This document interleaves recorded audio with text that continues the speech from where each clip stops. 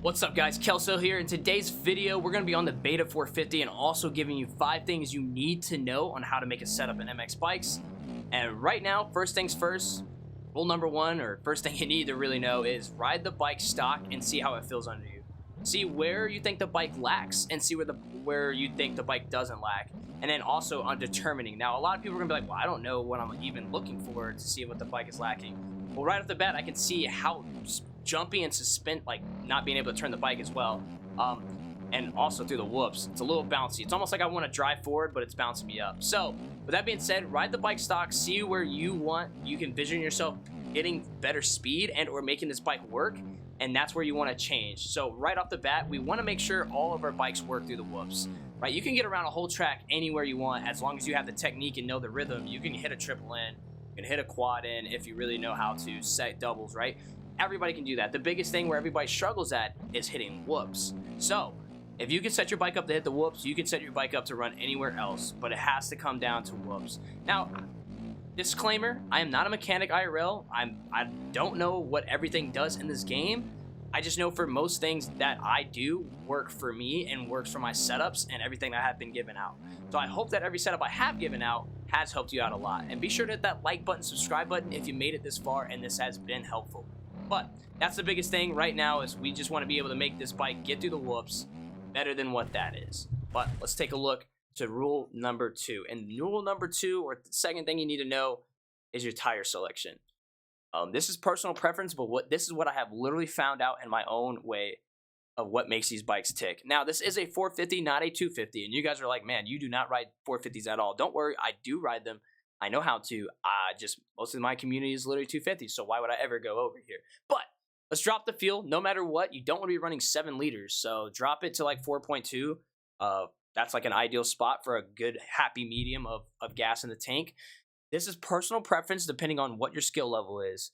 I run a 110 because I want to get the bike to turn tighter and or turn the bike. 120 will give you more grip and won't let you turn the bike as much.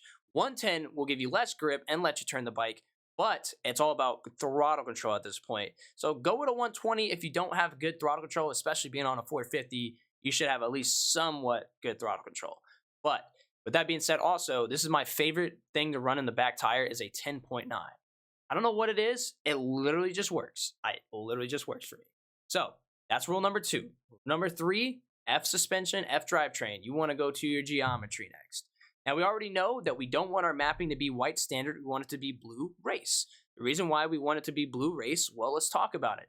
They literally just said that all power bands can achieve the maximum power, if you can get the bike there, right? So we don't want to be hurting ourselves by not putting on blue race.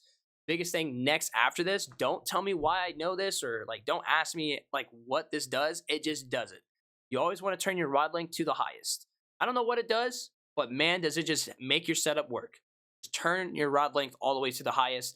You always want to make your swing arm to the highest. Swing arm will help you through the whoops no matter what. So be sure to do that. Now, here's the catch.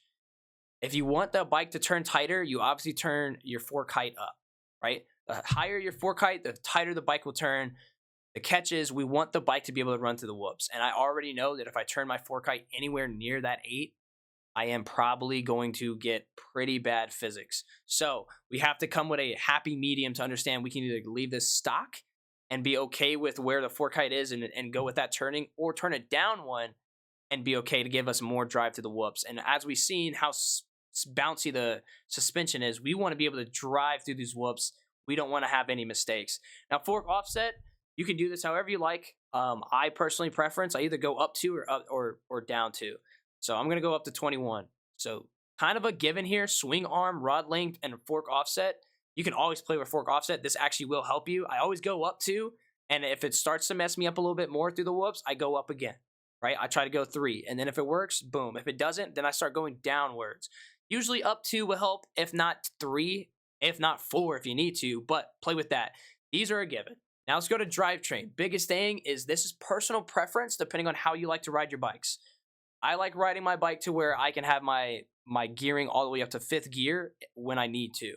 The reason being said is these bikes actually help you out a lot when you are in a higher gear. The suspension will completely help you, but I like to run 1148, 1149. Reason being said is I'm able to, like I said, run third, fourth gear, and that will make my bike feel more plush and happy with me to be able to get the suspension to work. Staying in first, second gear just doesn't sit right with me, and I've seen it multiple times, especially when the E-road kicks in. It is hard to keep your bike very stable being in a low gear. So I always recommend 1149, 1148. Now you can always change this, like I said, personal preference, but we're gonna go here for now. Suspension. We already seen how crazy this is, right? So we went 2, 3, 4, number 5. 5 things you need to know. And it's going to be the biggest thing in suspension. It's almost like a 5A, 5B, 5C, 5D thing. You know that the suspension is super springy, right? Now I haven't even gotten the track to test any of my stuff yet, right? The testing will come later, but we need to at least have a middle ground of where we can work without doing drastic changes. So we're going to go ahead and go up maybe a lot here. Knowing how springy it is, we want to stiffen the crap out of this freaking front end. Now, the reason being said is if you go down, going down definitely makes your bike not stiff and makes it more bouncy. We already know how bouncy it is, so we don't need to go down. We need to go up. So farther we can go is 6.0. I don't think we need 6.0, but we do at least want to go 3 below that. And in compression, we need to make sure that the affects how quickly the fork compresses. So I would say more softer because we are stiffening the bike. We need to be able to make kind of like compromise, right? We're stiffening the bike, but we still want the forks to breathe, right? We still want the suspension to breathe enough to be able to get a little softness when it comes down, right? So that way we don't break our forks if we're stiffing it up. Rebound, we need to slow the rebound, not up the rebound. The rebound right now is pretty high, which allows you to actually get this bike to be bouncy. And that's why this bike is so damn bouncy is the rebound. Turn the rebound down. I see a lot of people stay 14 or go higher. You're just making the bike more bouncy. This is not a stiff bike. It is a bouncy bike. Therefore, I'm going to drop damn near almost 7, maybe 8 clicks, right? From wherever that was, we need to go low. Preload, I believe this is increased preload to stiffen the suspension. So I think down one is actually stiffening. Up is, I could be wrong here. I could be wrong, but definitely going down will help you out big time. Now your oil, this is where we play a lot to where I'm not going to touch this yet. The reason why I won't touch this depends a lot whether or not you're getting crazy stiffness in the front or you're getting not enough stiffness and you're getting too bouncy. Trust me, one up click, one down click is a huge, drastic change on any bike is the oil. So be careful with that because we're going to get into that. Now it might be good stock. I don't know yet, but spring. We already know how crazy this bike is, you know, being bouncy, so we're gonna go up as well. Now we can go all the way up to 60. I think we don't need our bike to match our spring up here. We need a little bit more leisure. So I think from where was it, like 48, we're gonna go up to like 52. I think a 52 would be good, right? Now this is all playing. I'm all playing with this to see how this is gonna work. Low speed compression. I don't know. I think this bike low-key drove from the back of the bike. I won't touch that yet. High speed compression. I'm going to go up 1 full turn. Affects how quickly the suspension is compressed on hard landings, right? So we saw how bouncy it was. We definitely want to probably turn this up. Like we definitely probably want to turn this up. Now rebound. We definitely want to turn the rebound down. We already seen how bouncy. I keep saying bounciness, but you know what I mean. I'm not trying to beat a dead horse here, but it's just bouncy. Preload down 1 as well. And right there, I think we can work with something, right? So let's save it as Lucy, right? Now, I've already tried to mess with setups before, and this was just me being on stream, and I couldn't get anything. So let's go losses. I don't know what I just spelled, but it made sense. All right, that right here should be good. And let's try to do some laps. Or first, let's see what it looks like through the whoops. You changed a little bit. Let's see what it looks like through the whoops. Let's go 3rd gear and upshift to 5th. All right. Back end did not like that at all, right? Now, could have been a fluke. We'll go one more time. Could have been a fluke. Back end did not like that one bit.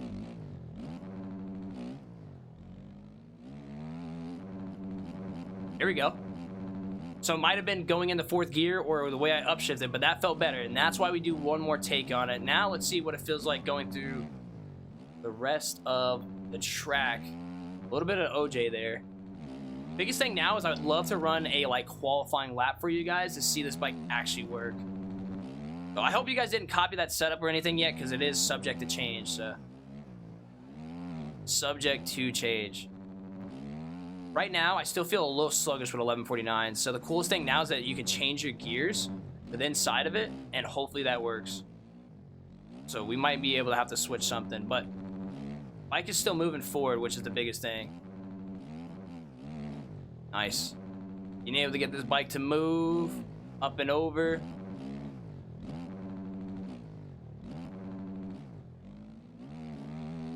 Oh, good run. There we go. There we go. Able to drive. And that's a 56 flat. So I believe we can get faster than that. It's a 56 flat, and where I see the problem right now is here. I think I want to go down like 2 clicks on my third gear. This is going to allow my second gear to scream more and allow me to get here pretty quickly. So that's what I'm going to do there. I want to test with the suspension real quick and oil. I'm only going to drop one. I'm only going to drop one time with the oil. I think the oil might be the reason why I felt a little sluggish through there, but let's go down to that. That felt way more drivey. Now it's my back end kind of kicking me out here. My back end's kind of beating me up here, and we need to figure out why. Let's go down to 2 3/4. Let's see what that feels like. Might be a long video just to see my testing ways. Nope. Oh. Easy mode. Easy mode.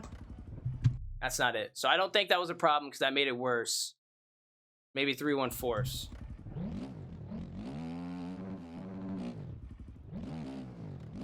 Let's try that.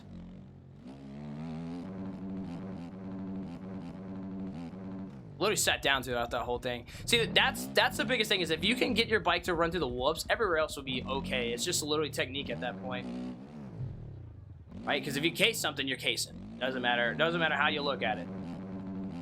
That's way better. Okay, we saw it, right? We all saw it right there. That was way better. The bike did not really throw from behind me, right? So that's cool. Let's go one more time. Let's go up third and then upshift to 5th. Yeah, we're still driving. It might be turning a little bit behind us, which we can always figure that out a little later. It's low-key spinning out behind us, but with being able to drive like that, it's not really drastic to where I felt like the bike was going to lose on me. So here. Now, as you can see, we're going to string out pretty quickly in second gear, but it's allowing us to get more forward momentum. Low-key lost some time right there. That's okay, though. Biggest thing is if we can hit a 55 or a 54, that would qualify us. That would qualify us into EU, I believe. Money. Money. Oh no! Alright. That felt okay. So I think we're good there. I think we're good here. Drivetrain, I think we're good. We're good. This is where we test how fast we can run. This is where we test how fast we can run. Now let's put it to the freaking test. Right off the bat, I do think the bike's fine. Like I got it through the whoops, and that's fine with me. So everywhere else is just rider error. Oh, that's definitely rider error. Okay.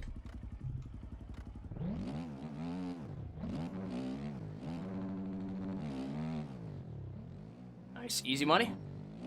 Up and over. Nice. Good scrub.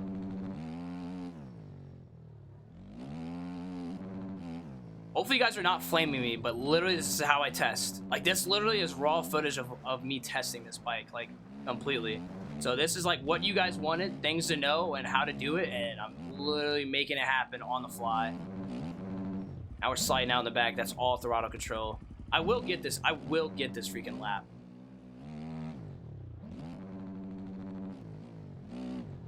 Nice. Yeah, it feels good everywhere else, honestly. Yeah, bike is driving forward. That's perfect. All right, let's run for that heater. Let's run for that heater, baby.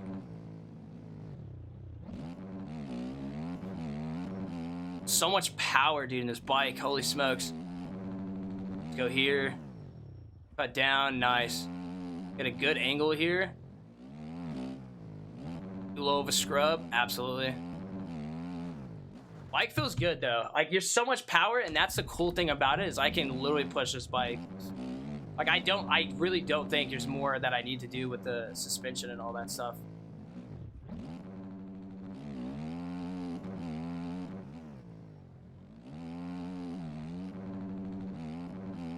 Nice. Slow her down.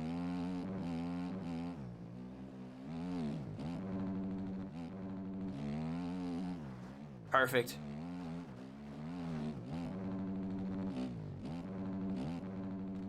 There's so much power in this bike to where I can literally just stay second gear and upshift when I need to bigger stuff. So second gear is everything for me until I need to get to the whoops.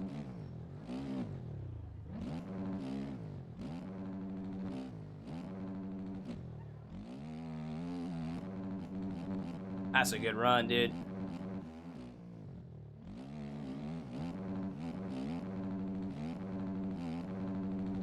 What was that? A 55.3, dude. I think that would have freaking qualified me, no? Or 55.2 is like the lowest it was. We're so there. We're so there. Sorry I'm not talking low-key focused up for you guys. I want to be able to show you guys that this bike can qualify. We did lose time there, so that's huge. That's where we lost the time, too. If I can get a 54, that's huge.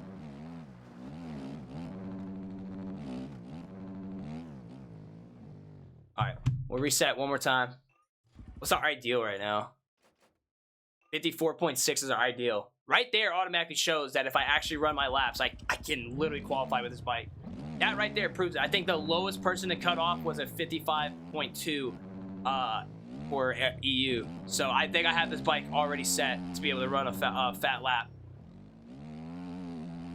So hopefully this was enough to actually give you guys some understanding, because I'm up 0.3 right here. So if I actually hit this completely right, don't mess up. Don't mess up here either. Good scrub in.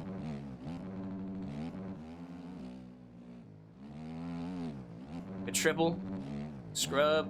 Gonna low-key over jump. Nice. Money. Oh, perfect, baby. Oh, we got a little froggy. No! Had the worst freaking entry ever, dude. Hit the wrong technique. We're there, though. This is just extra stuff, dude. This is extra kudos for you guys. Really seeing the freaking laps we put in.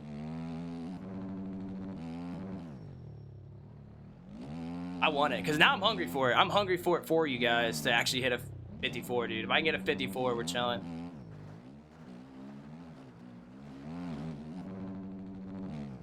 That means I literally could have qualified for 450s, dude.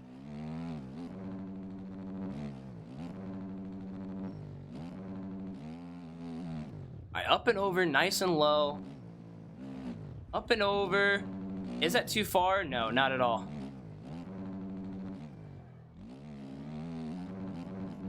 Good run through the whoops. Right? Oh, it's gotta be.